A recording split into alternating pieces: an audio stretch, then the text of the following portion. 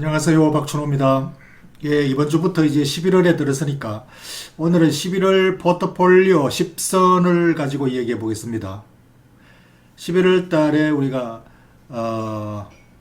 반드시 보유하고 있어야 할 10종목 우선순위로 그렇게 잡았습니다. 물론 뭐 종목이 많이 있지만 그래도 그 중에 압축해서 이 범주 안에 드는 종목을 11월 달 중에 보유하고 있으면 좋겠다. 이렇게 해서 오늘 그걸 정리해 보겠습니다. 오늘 이번 주부터 이제 수 목요일 날 FOMC 미국 금리 정책 일이 있죠. 그래서 그것을 앞두고 지금 시장의 지난주 분위기가 아주 상당히 긍정적으로 바뀌었습니다. 인플레이션을 잡기 위한 시장의 고통을 우리가 감내하고 있지만 조만간 여기서 이제 해방되기를 기대하고 있습니다. 그게 아마 이번 주 FOMC 미팅 금리 인상, 요게 아마 피크가 아닌가. 75bp 인상을 앞두고 이제 이후부터는 좀 완화될 게 아닌가라는 기대감을 이번 주 월가에서 반영을 했습니다. 그래서 현재 고통을 우리가 안고 있지만 no pain no gain, 이 고통은 조만간 이제 게인으로 바뀌기를 기대하고 있습니다. 지난 과거에 항상 그러한 우리가 경험을 가지고 있기 때문에 역사는 미래다, 이렇게 우리가 전망해 보겠습니다. 그래서 pain is gain, 조만간 개인이 되기를 기대해 보기로 하죠. 그래서 그 변곡점이 이번 주에 나올 가능성이 매우 높다. 월스트리트 저널에서 그렇게 진단을 했습니다. 그래서 지난주에 금리 속도 조절론 가능성, 이걸 가지고 지난주 내내 랠리를 펼쳤죠. 이 빨간 동그라미 속에 있는 게 이 랠리가 베어마켓 랠리라고 이제 모두들 뭐 시장 전문가들은 그렇게 아직까지 보고 있지만 어쩌면 아닐 수도 있다. 베어마켓 랠리가 아니라 이제 강세장 전환의 큰 피벗, 변곡점이 될 수가 있다. 물론 가능성은 50대 50입니다. 미래는 아무도 알 수 없으니까요. 그래서 그걸 가지고 이제 거기에 대비해서 우리가 11월 달에 포트폴리오를 최소한 보유하고 있어야 될 10종목을 제가 오늘 설명을 드리죠. 이 가능성은 유명한 전설이죠. 전설. 제레미 시겔 교수가 FOMC 미팅에서 이제 그 속도 조절론을 실을 만한 근거가 데이터가 있어야 되겠죠. 그 데이터가 바로 소비자 물가지수 또는 뭐 다른 인플레이션 지표인데, 거기에 가장 중요한 비중을 차지하고 있는 주택 가격, 주택 임대료, 이게 크게 떨어져서 그 지표가 떨어질 가능성이 많다. 주택 가격 하락이 아직 충분히 그 지표에 반영되지 않았기 때문에, 지금 미국 주택 가격이 많이 떨어졌기 때문에 곧 반영되면은, 그래서 엄청난 진전이 있을 수 있고, 그걸 근거로 해서 금리 정책 속도 조절론이 나올 수가 있다. 이렇게 진단을 했습니다. 그래서 이 사람은 뭐 객관적으로 지표를 가지고 대학 교수이기 때문에 신뢰성이 좀 높다고 봐도 되겠죠. 시장 전문가들이 뭐 자기 이익을 반영해서 공매도 치는 사람은 떨어졌으면 좋겠고, 뭐 강세론자는 올랐으면 좋겠고, 이런 그 이해관계가 떠나서 보는 거기 때문에 좀 우리가 참고할 만하다, 이렇게 보겠습니다. 그래서 이런 것들을 전부 다 우리가 반영해서 이번 주 포트폴리오를 어떻게 끌고 갈까? 이제 인플레이션이 잡히면 세계 경제가 불황은 뭐 지금 예고하고 있지만 호황으로 점진적으로 이제 바뀌는 계기가 되니까, 그렇게 되면은 호황으로 바뀌게 될 때를 미리 대비한다는 차원에서 그런 주도주가 될 만한 종목을 우리가 포트폴리오에 미리 편입하고 있어야 되겠죠. 그래서 70년대에서 80년대 인플레이션이 잡히면서 턴어라운드 한 게 바로 고유가 고금리 고달러에서 저유가 저금리 적달러로 바뀌었고, 그때 주도주가 금융주였어요. 지금 상황하고 똑같습니다. 그래서 지금 뭐 기술주가, 미국 기술주가 완전히 뭐 붕괴됐지만 향후 반등, 이 고금리 시대 반등의 주도주는 못 될 것으로 봅니다. 물론 낙폭 과대에 대한 반등, 뭐 트레이딩은 뭐 등락은 굉장히 크게 들쭉날쭉하겠지만, 주도주는 이제 고금리 시대에 고배당주, 금융주 뭐 이런 쪽으로 조금 트렌드가 바뀌지 않을까, 그런 측면으로 고려해서 11월달 포트폴리오를 짰습니다. 11일 포트폴리오 10개를 압축해 보겠습니다.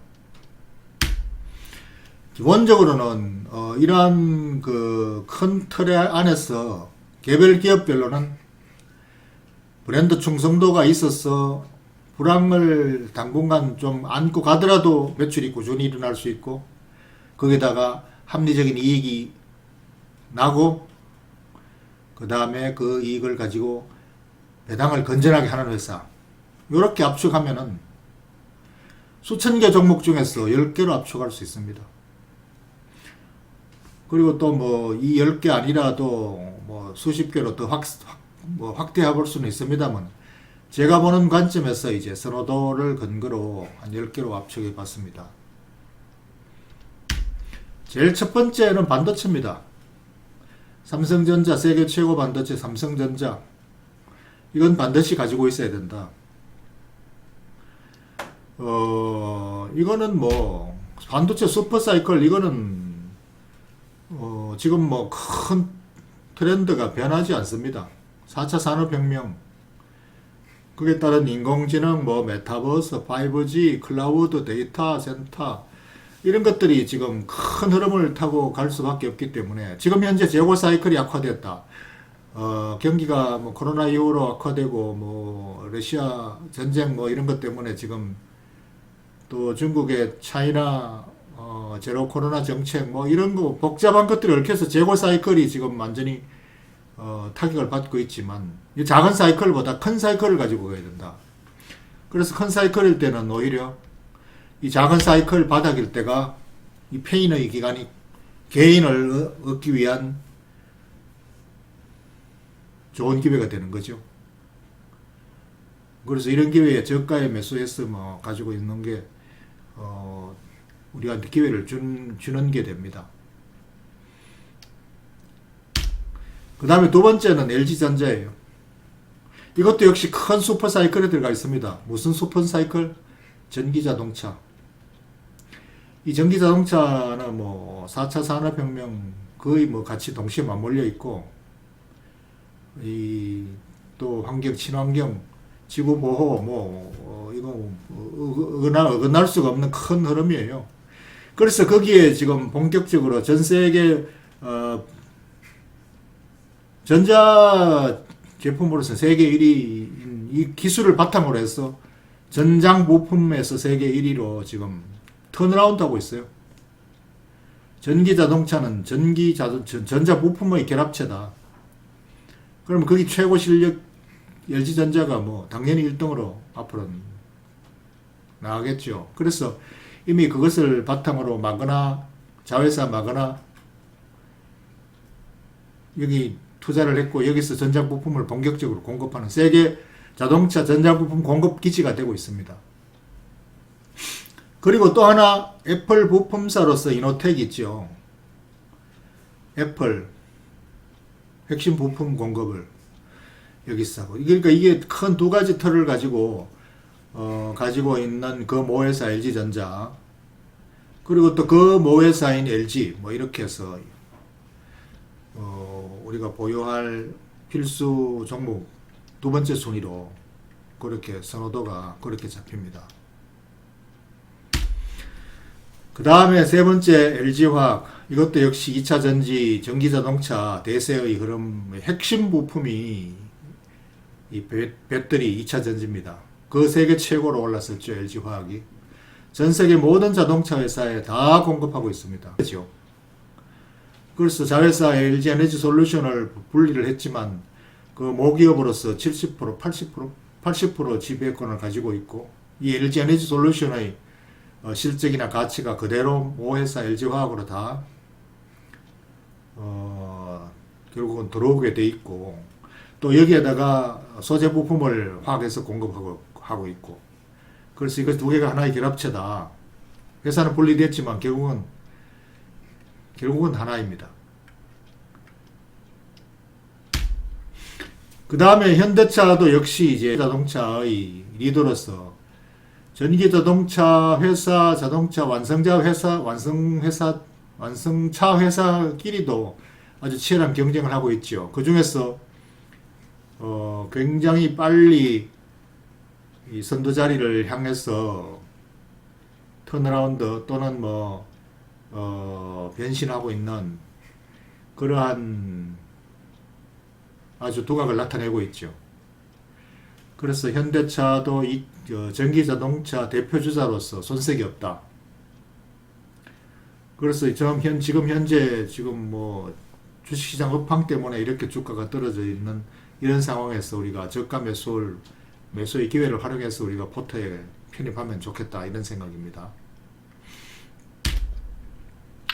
그래서 전기차 및 전기차 배터리 시장 전망도 반도체 슈퍼사이클과 마찬가지의 흐름이다. 2025년 이후 2030년은 더 많이 지금 시장이 더 빠르게 더 크게 확대될 수밖에 없다. 지금 가솔린 자동차는 다 없어져요 이제. 그러니까 이 두 개, 반도체와 전기차 이 두 개의 영역이 핵심이에요. 이 두 개 큰 흐름에 올라타고 있는 대표 기업들, 초우량 기업들, 이걸 기본으로 우리가 포트에 편입하고 있어야죠.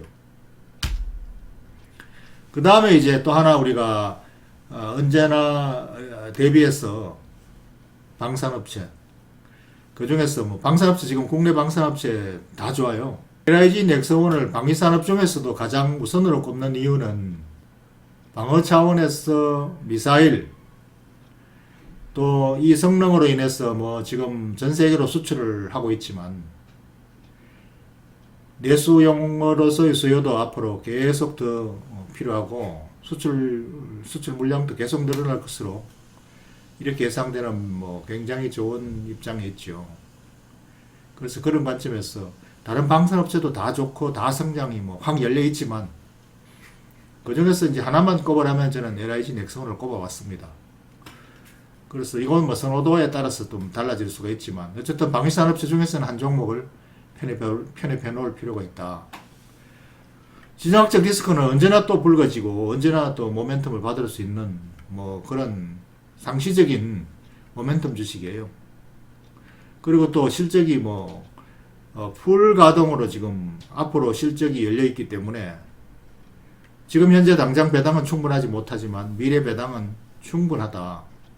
그렇게 해서 이것도 역시 이제 배당주로서 손색이 없습니다. 그래서 이런 걸 다 종합해서 그 관련된 업체 중에서 가장 특히 주린이 개미 투자자들에게 장기 투자 종목으로서 장기적으로 계속 매수해서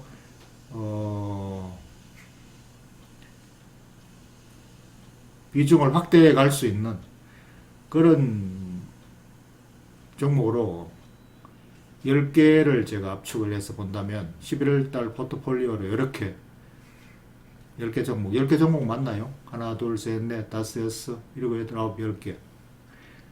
금융은 익히 제가 여러 차례로 고배당주로서의 매력, 필수적으로 이렇게 요 세 종목을 포트폴리오에 항상 편입하는 이런 흐름으로 앞으로도 계속 이어나가기로 하겠습니다. 그렇게 해서 이렇게 11월 달의 모멘텀 플레이가 아니에요.